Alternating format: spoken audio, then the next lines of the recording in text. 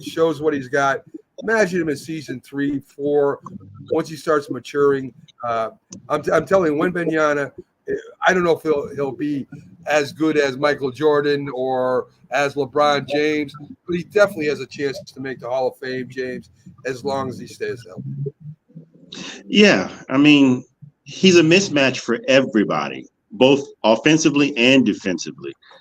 And he does things that makes you scratch your head because you're looking at the type of player this is and his wingspan, his height, what he can do, shoot for the 3-point range, everything. He does almost, and he can dribble up the court as if like he's a point guard, but he's 7'4".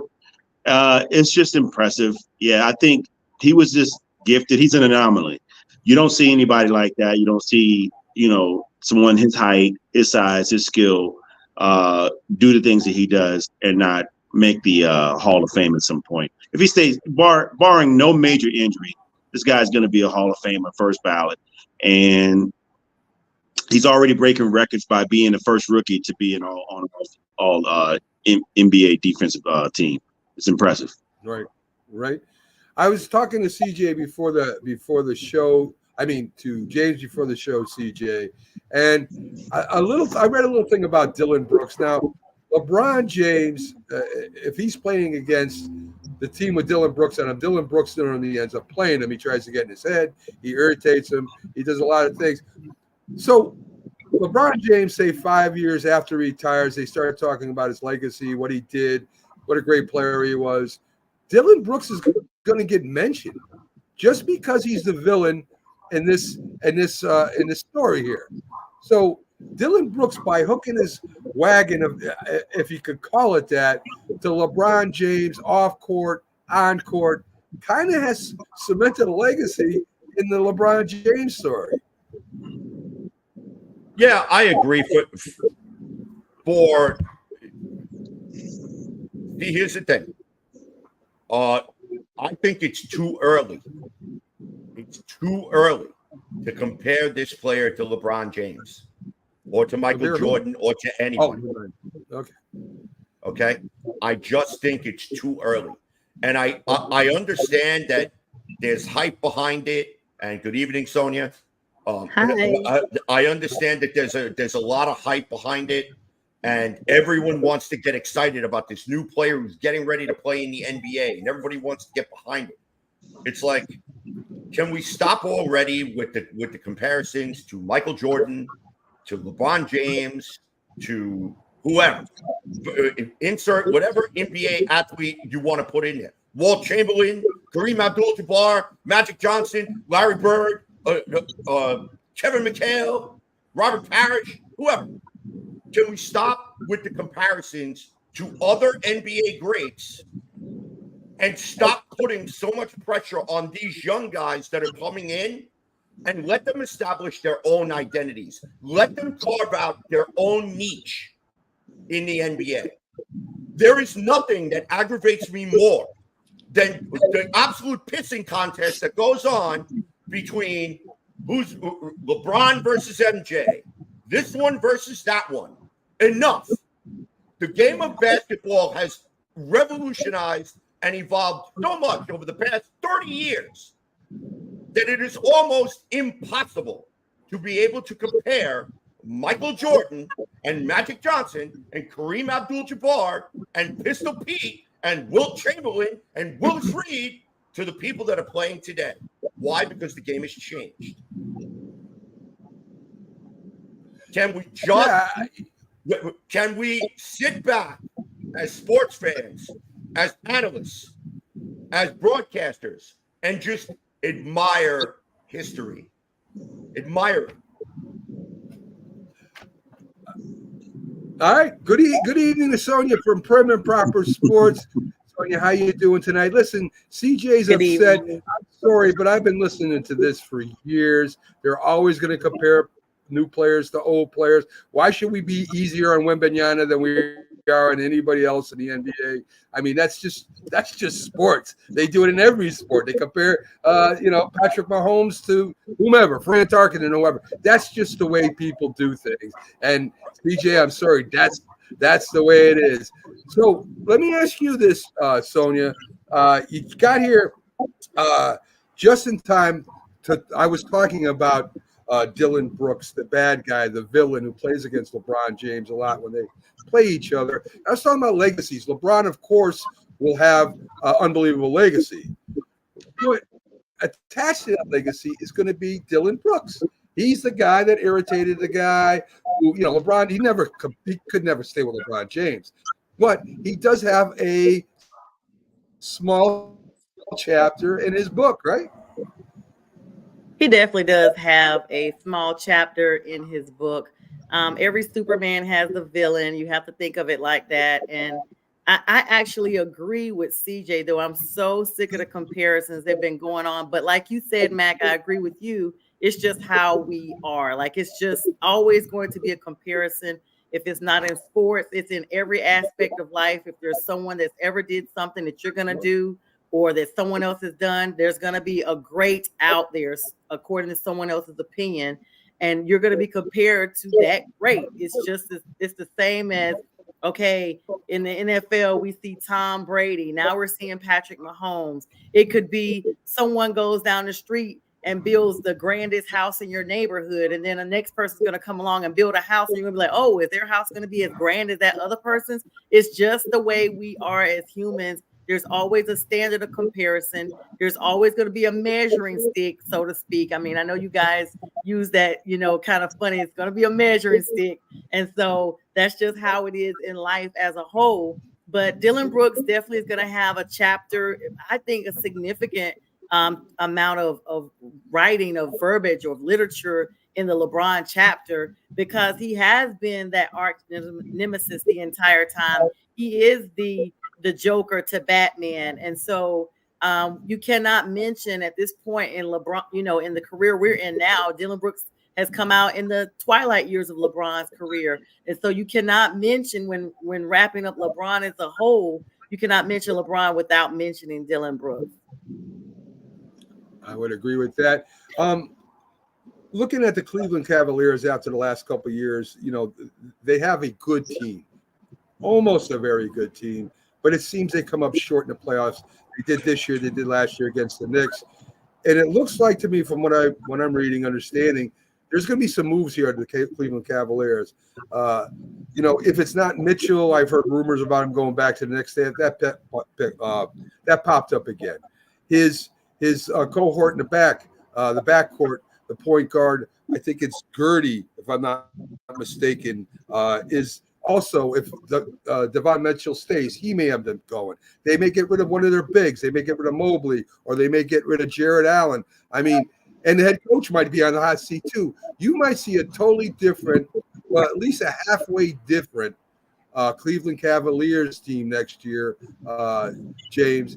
And I don't know if it's going to be good or bad, but you can't keep going to the first round and losing, especially in today's NBA. Well, Cleveland they've jump-started themselves by doing well in the draft and making some trade acquisitions by adding a star power like Donovan Mitchell. I don't think you get rid of a Donovan Mitchell. In order to do well or to contend, you have to add to the team. You have to add more star power. Unfortunately, just like the Knicks, they had some unfortunate injuries. I mean, a player like Jared Allen, Jack will tell you, he always talks about how Jared Allen was a key component or cog to that team to run that team successfully, to the amount of wins that they were able to sustain. But they met their limit. I mean, they even had injuries to their star at some point in the season where he came back. He did well, but just wasn't enough. It just wasn't enough. And there's even some rumblings or some rumors in regards to sending Jared Allen down to the Pelicans. I saw those rumors there as well. You just don't know, right? At the point right now, I think this is the end of the season. Everybody's talking about what they want to do. I think in my own personal, humble, honest opinion is that you should keep Donovan Mitchell. He is a star. and you build around him. Maybe bring in another star. This is the problem what LeBron had when he was there in Cleveland. No one wants to come to Cleveland. No star wants to go there and play. Even LeBron couldn't get stars there. It was lucky enough to get Kevin Love, and they drafted a Kyrie Irving there. So it was a good situation for him coming back there, and obviously allowing them to go to 4 championships, winning one of 4. And I just really think it's you build from ground up.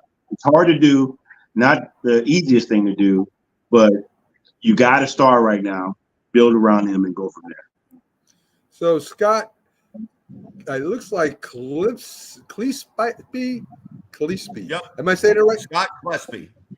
Clespie. Well, he says Knicks are a walking mash unit. They're not no longer a walking mash unit. They're not in anymore. It couldn't happen to a better fan base. And you are correct. You are correct. The Knicks have the most fan base in the NBA. They've waited years for that to happen, and now it has happened. And they'll be back next year with a lot more fever. I'm a little tardy for the party on that because Mac, I thought your Knicks, were gonna go all the way and everything. And I did express condolences to you, and you were like, "Well, hey, it's good to be a Knicks fan. I guess it's better than a Hornets or a Hawks." But right, CJ? Well, listen, I agree. I'm proud. I'm proud.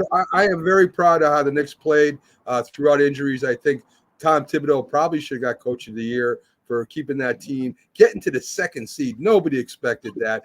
Getting to the semifinals. Nobody probably expected that.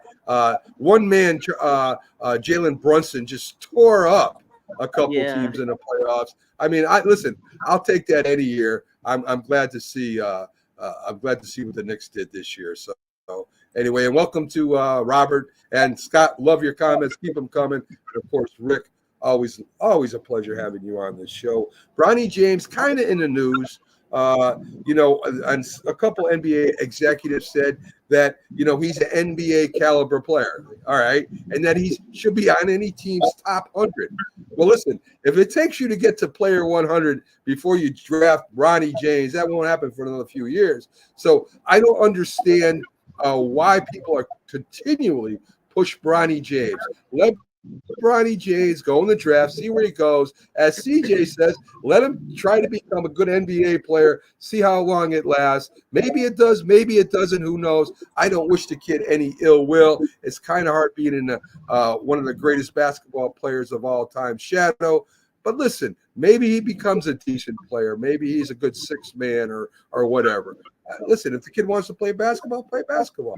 Why should anybody say? But stop prepping him up. LeBron, be quiet about Bronny. All these other people, be quiet about Bronny. Just let him do his thing, right? Thank you. What did I say before? Okay, what did I say before? I said let's let these players come into the league and carve out their own niche. I mean, if they're in the league 10, 15 years and you want to compare them to MJ and you want to compare them to LeBron and you want to compare them to Walt and Larry Bird and whoever, that's what they're going to do. The kid's not even out of the womb yet, and already he's being compared to MJ or LeBron. That's crazy. I mean, like the same thing's happening to Bronny James. I mean, the dude, like, he had cardiac arrest. It's like just him being able to play, no matter where he's selected, no matter where he's drafted, and being able to take the field, sort of like DeMar Hamlin.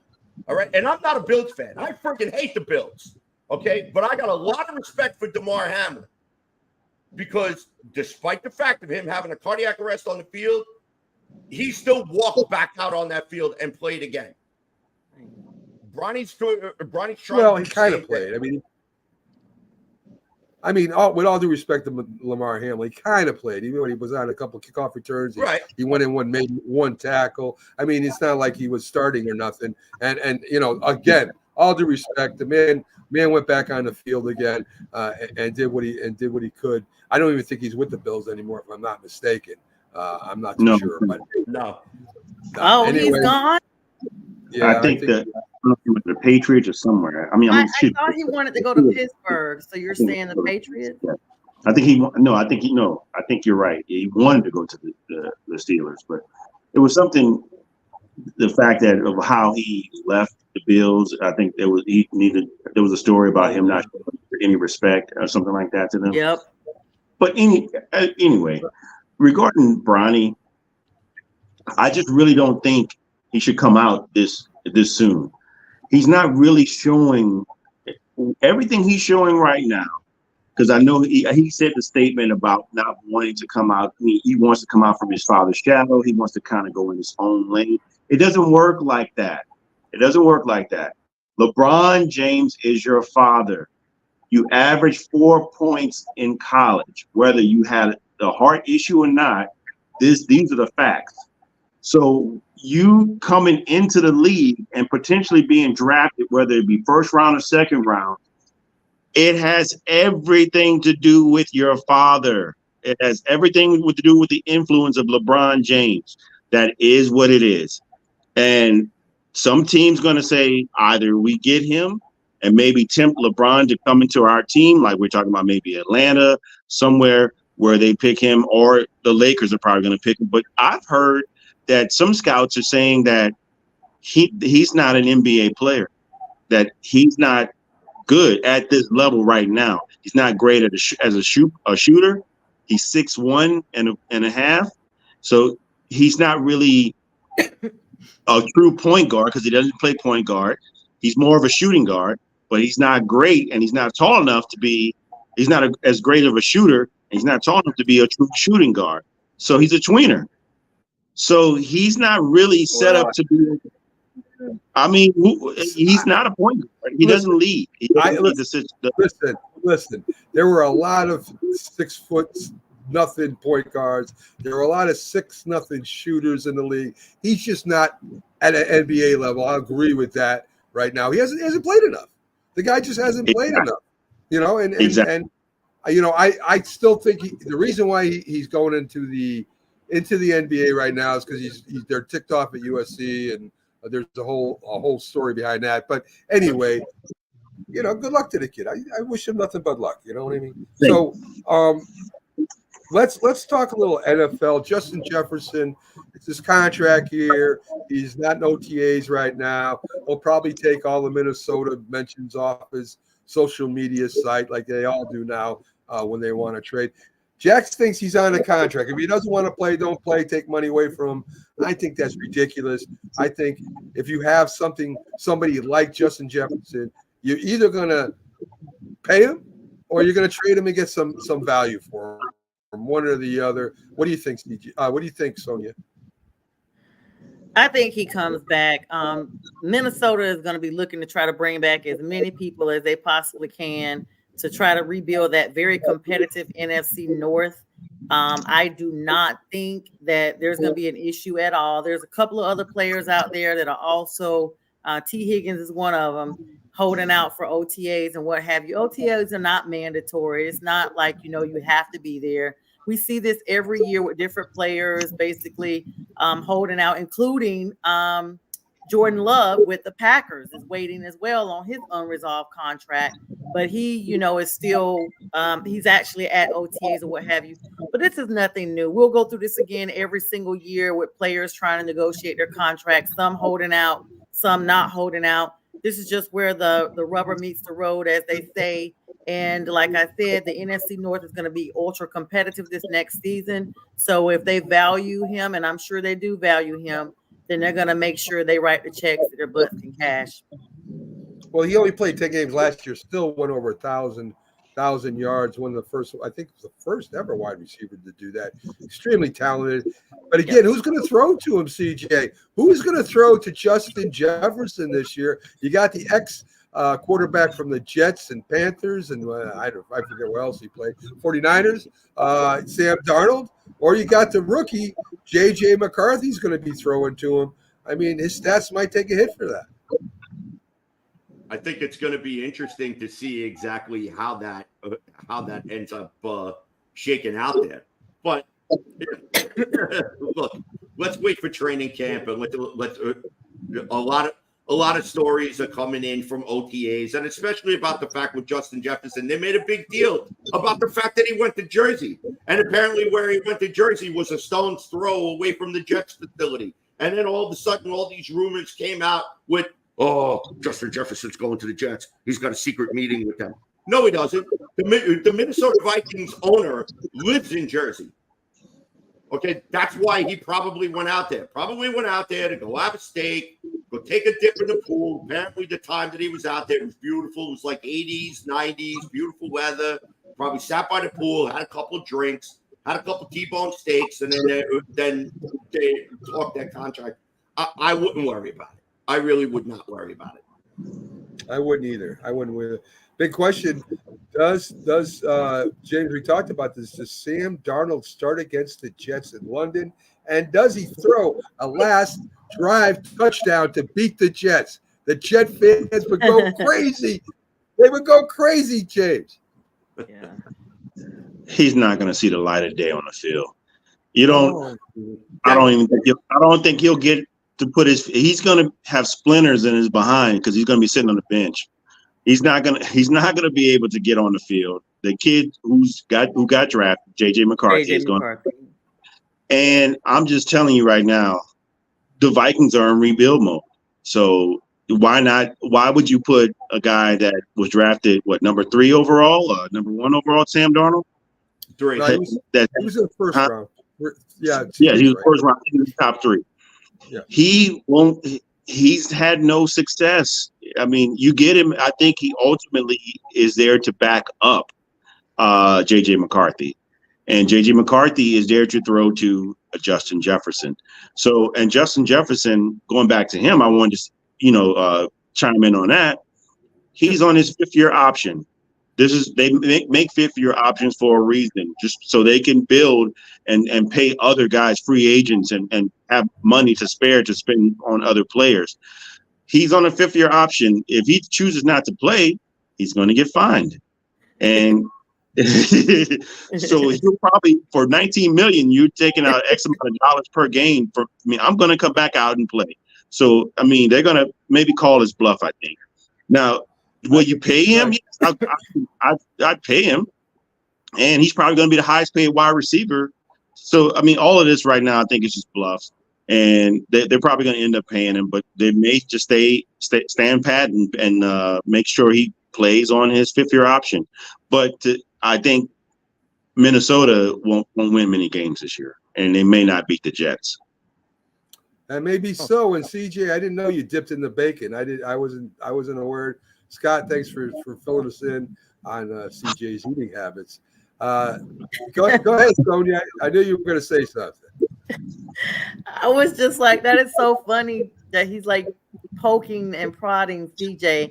And Robert brings up a good comment. CeeDee Lamb is also holding out, and I think it is going to be a competition thing to see which one of them gets paid what. Right now we're at this thing that almost the NFL has the U.S. Mint in their backyard. They're just making money, and so it's almost like astronomical numbers that we've never seen. Like, oh, this person's getting a never seen before deal in NFL history for quarterback or for running back or for wide receiver. So this is going to be the same thing. And when players see that and they're only bringing home, $300,000 a year after taxes, and they're like, wait a minute, I could be making so much more because I'm breaking records. That's what Jefferson could say. And so they're holding out. But then you got clowns like Michael Penix Jr., who was getting sued by Fanatics because he doesn't want to release the sale of his jersey, and they've been paying him since last year, even with his college jersey. So it's always about money. It's just ridiculous. It's ridiculous. Sonia, I love your impersonation of whoever that was.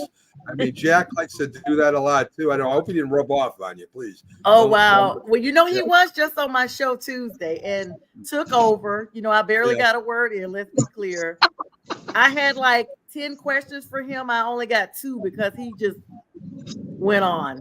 Yes. I know that well. You gotta be firm with Jack. I mean, I that's can't.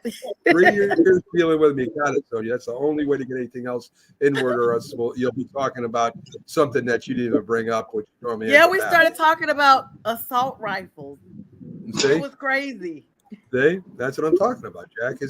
I didn't know he liked rifles, but anyway. He was talking about laws. He was talking about Okay. laws and Yeah, rights breaking more laws. He's also I don't know if you all know this. He is also our safety monitor on the network. He's always talking about the safety of players as he writes about a sport where people actually beat the hell out of each other. So it's a very interesting concept to have with Jack. So the NFL is thinking about, and probably will in the future, have NFL games in Australia. And I think that's great. I think Australia is a very rough and tumble place. They have rugby, they have Australian football, which is a big draw. And I think that's another thing that will happen pretty soon. It's a long trip, I'll tell you that, to Australia. And I guess they would have to get a week ahead or whatever. I don't even know what the time difference is over there. But anyway, to me, it's a smart move. The NFL keeps expanding worldwide, at least with the NFL and the players and games there, to bring in Sonya more money, right? That's what this is all about. So there you go. It'll be worldwide for real. Yes, worldwide. What else did I want to talk about? Oh, Simone Biles. An interesting take on people on Twitter. She shouldn't answer these people because it just gives them fuel. I guess they are disrespecting her husband, calling him Mr. Biles. And, and Sonia's loving every minute of this. But the point is that when you're married to a very, very popular woman, whether it's Simone Biles, if a guy married Caitlin Clark, or Serena Williams' husband, if he's out there, her husband happens to be, I think, a defensive back for the Packers, if I'm not mistaken. Jonathan Owens is his name. I know he's on one of the teams on the NFC North anyway. But that's the way it is. If somebody's going to marry Sonia, how popular she is on the network now, they're probably going to call him Mr. Pearson. I mean, that's just what's going to happen. So, anyway, anybody have any problems with that? I mean, them calling him Mr. Biles. CJ is old school. He would have problems with that. I mean, I think he would be upset. Too. Yes, Sonia knows. I would too. I mean, I'm traditional when it comes to marriages and stuff like that. People may say even, biblical, but the husband is supposed to be the head. I'm sorry to get, spiritual, but it's just my understanding. But there is a legal right now when you go, at least in Georgia, when you apply for a marriage license, they ask you which one of you all are changing your last name. So it has been, even amongst regular people, at least in Georgia, I've seen the application. It'll be like, will the husband be changing his name, or will the wife be changing hers? And that all boils down to this whole equal rights across the board. But I wouldn't want my husband being called Mr. Pearson. I mean, I might joke about it and be like, I'm just XYZ. But at the end of the day, I would, at a minimum, hyphenate my name. I would make sure they get due respect. And let's face it, he is an NFL player. He's not some Joe Blow off the street that no one knows who he is. He's very well known and very well respected. And so Simone is rightly upset about this. Unfortunately, she has very little power to control how people, perceive or speak on things. But at least she's put it out there, like, hey, this is my husband. It's kind of like Beyonce and Jay-Z, to bring in another comparison. They're both music moguls. A lot of people have said Beyonce is way more above the level of Jay-Z. And at the same day, they make it work. So it's just something we see when we see celebrities, nonetheless, whoever they are, commingle and become a couple. It's just who we are. I mean, Travis Kelce, Taylor Swift, of course, Mr. Swift. Who knows? James, you agree with that? To some degree, yes. Guys, in regards to you guys mentioning like the biblical portion of a man and wife and stuff like that, yes. I think the man deserves respect, but on the other token, I'm looking at it from the perspective of the status level in regards to Simone Biles here. She's at a high level. I'll be honest with you. I love football. I didn't know who this guy was before he was with her. Same. I'm like, who is this dude? Okay, so in reality to that, you have to have tough skin. And I would be telling my wife, hey, I don't need you speaking up for me. Let them have that. That's what's going on. That's what comes with the territory for me just making a decision to marry someone with your status. I mean, she's up there. She's at the high level. I'm still not gonna remember this. I'll be honest with you. Until I just looked it up, I forgot his name. I have to be honest. It's just what it is. It's what comes with the territory. You have to have tough skin and just deal with it, because people are going to troll you, and they're probably going to troll even more so the fact that she came out and was upset about this. I'll be behind closed doors saying, don't say anything. Just let it be. It is what it is. Okay. You know, Brittany Mahomes tried to come out and have Patrick's back, and that was ugly with some fans. Yeah. So Robert says something that's a good point. You can keep your last name. To me, if my wife wanted to keep her last name, I would say we don't get married. That's just me. But it's more on which one does the kid get. And I would imagine if you're old-fashioned, the kid's going to get the father's name. That's just the way it's going to be. Sonia had the right response, putting a hyphen in there. A lot of people do that just to recognize that they are married or with somebody, anyways, that to me, that's probably being an elite star in any profession. That's probably why people do that. The Giants are going to be on Hard Knocks. Now, this is a different Hard Knocks. A different Hard Knock. It's already filmed. It's already edited. It's already scheduled for a release July 6th. It has nothing to do with Daniel Jones. It has nothing to do with Saquon Barkley leaving. It has to do with the front office. So what they did was they started filming when they were talking to players at the Senior Bowl. Then they were filming them at the Combine. They were in the draft room with Shohan and DeBall. They were part of their free agency, them going through lists. I don't know if they got them talking to players or not. So the Hard Knocks has gone in a different direction. Is this going to be popular for Giant fans? Maybe. I don't even know if I will watch it because it's, maybe I'll watch the draft room episode because that does intrigue me. But, I mean, do you think the NFL fans across the country are going to want to watch something like that, CJ? Yeah, of course they will. Because if someone has an interest in it, they're going to go ahead and watch it. I mean, I didn't watch it firsthand when the Jets were on Hard Knocks. I watched a lot of the replays. But I do have to say one thing. I was impressed by the behind the scenes.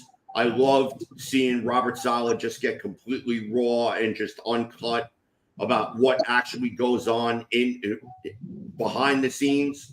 And they didn't pull any punches. So, I mean, look, it all depends on whether or not teams are actually going to be transparent or if it's just going to be a circus show.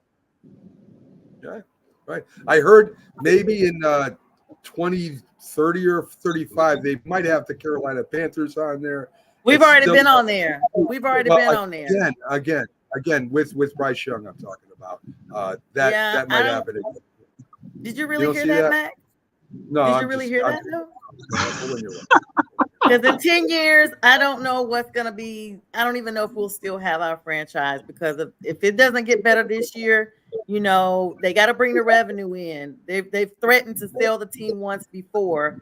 It's not that far removed that could very well be a reality again.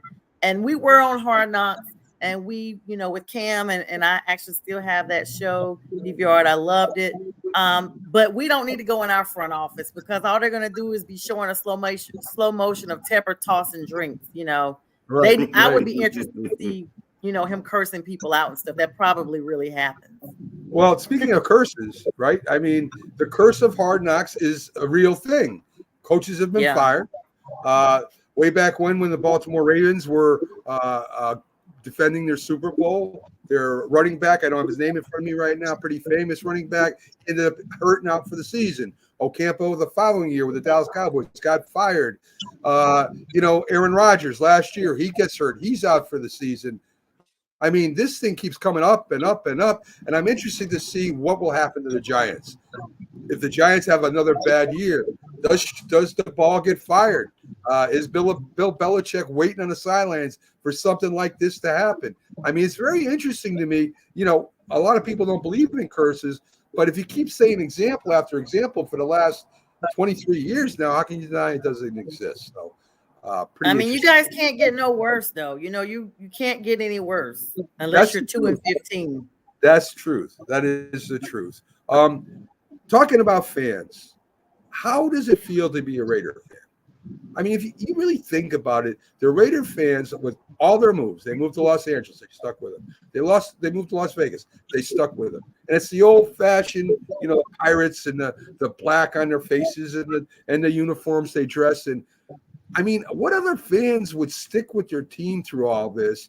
I mean, they pretty much the owner, pretty much both owners, father and son, both basically said screw you to the fans in Oakland. And when they went to of course, Los Angeles, I mean, it's too big of a stadium for them to fill. Now they go out to Vegas.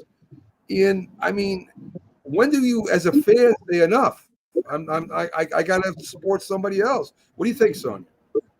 I know 2 Raiders fans personally from the Oakland area, and both of them were irate. Even when I remember going to Vegas when they first broke ground on the construction site, and I was out there videoing and sending them like, "Hey, look, Rosa, you know." And then my other friend as well, I was like, look, and they were like, "Listen, why are you looking happy in the video?" I was like, because this is where you're new. You know, they were like, no one wants to drive through the desert. No one wants to make that desert trip to go to a game. That was supposed to be our team. That was, you know, Oakland is who made that team. And now they're gone. Now, we do see fans that make the trip. We see that over time it has kind of gotten a little better.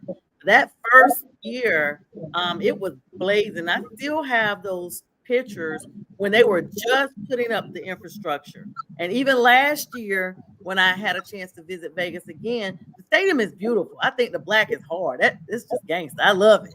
But Raiders fans have kind of still stuck in there. But in the team moving to Las Vegas, now you've got new fans because you've gotten fans from the Nevada area. So you've gotten a conglomerate of a group of fans that merged basically the 2 cities of the desert, basically. Yeah. But yeah, CJ, it was pretty hard. The Giants and Jets moved to Jersey. Can you imagine if they decided they're going to move down to Maryland next? I mean, what do you think with the Giants and Jets fans? Don't you think that they would be a little upset? I don't know if you can hear me or not. CJ picks the greatest times to take off his headphones, folks. I mean, maybe a fly guy. I don't know what happened. My headphones died. Sorry about that, folks. That's right. So as I was saying, the Giants and the Jets moved to Jersey. Can you imagine if they moved down to D.C. or some other state? Would the Giants and Jet fans still be as loyal as they are now? I don't think so. No. I think that just I think that if the Giants or the Jets were to leave New Jersey, all right, I think that there would be just I really don't. I see the loyal fan, like those that have been there since the franchise's beginnings. I could see those being in probably coming through it.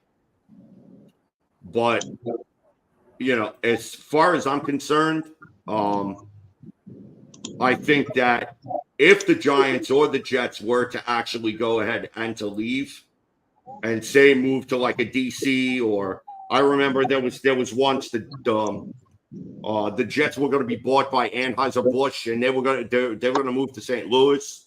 Right. You know, it's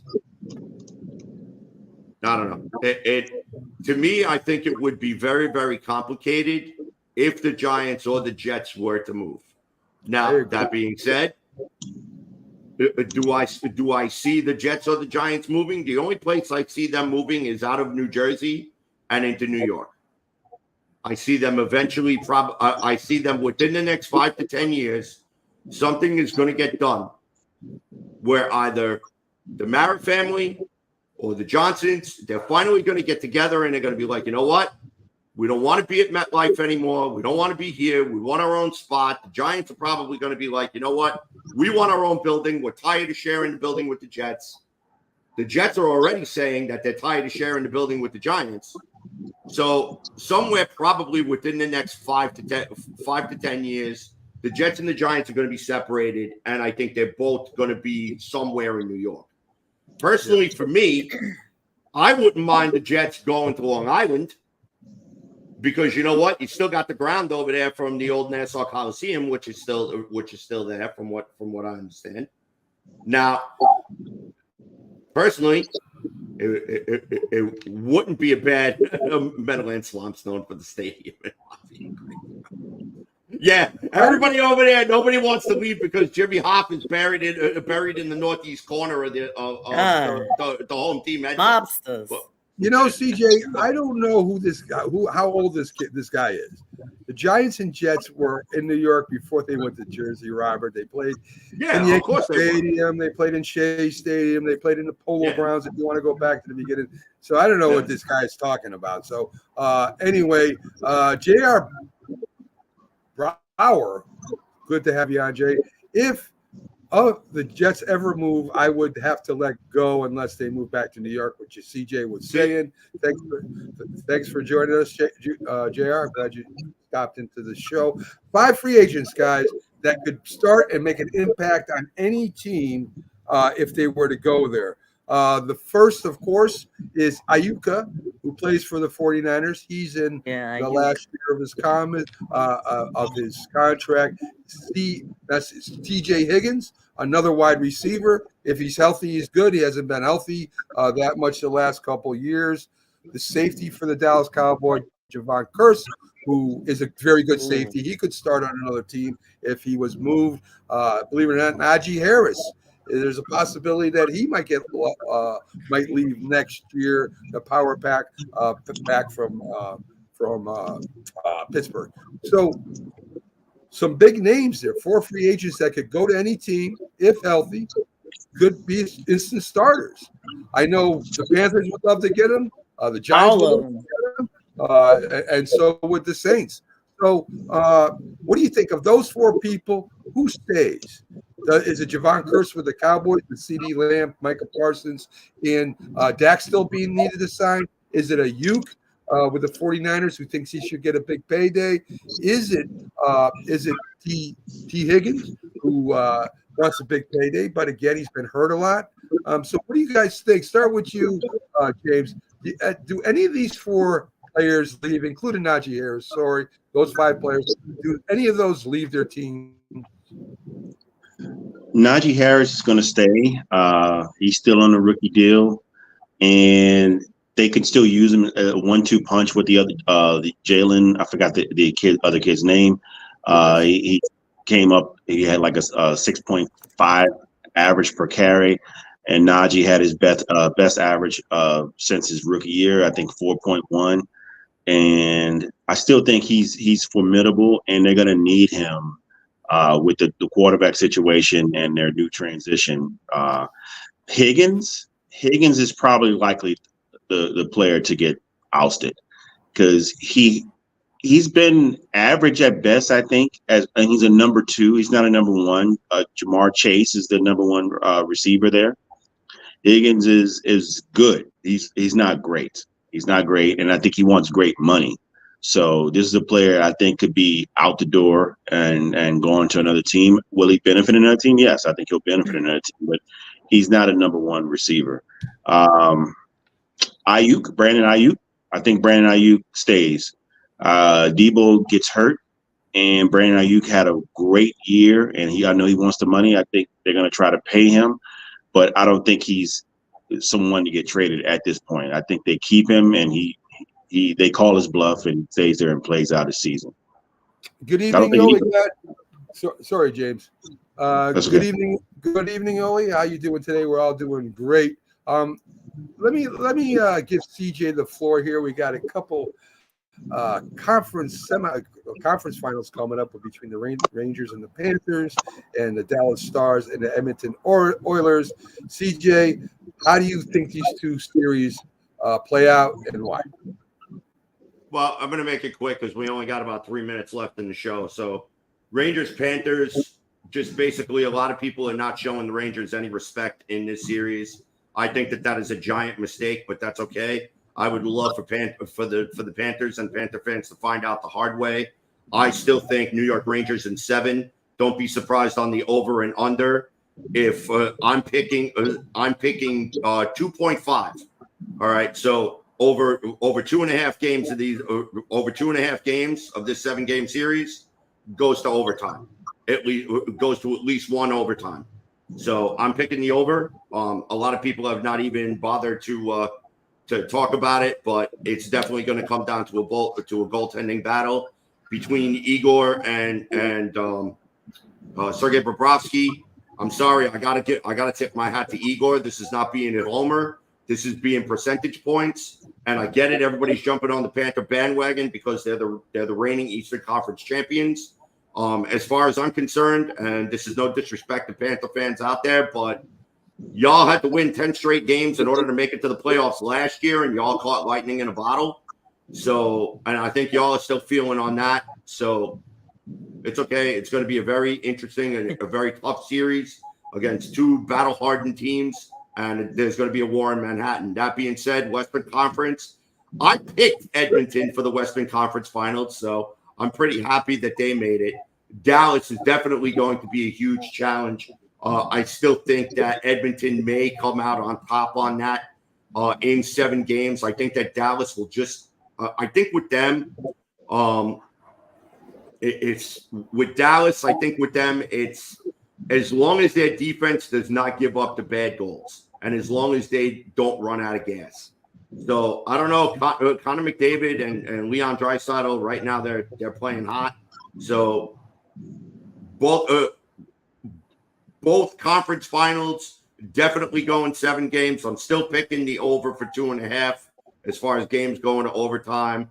I personally would like to see Rangers Edmonton, but it wouldn't shock me if I see Rangers Dallas. All right, CJ.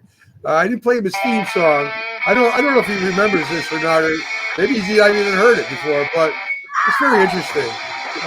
It's the hockey song. So Hello out there, we're on the air. It's hockey night tonight. Tension grows, the whistle blows, and the puck goes down the ice. there you go. The There we hockey go. song. I know it's been around for a So long you got to send that to me. Send that to me by email. I got to use that as my my ringtone. I will. It's a good intro too. I used to use it all the time when we had our hockey guest updates. Anyways, folks, thanks for joining us. Great show. Thanks for all the likes, love, views. Love having you here. And listen, have a great Wednesday night, and we'll see you soon.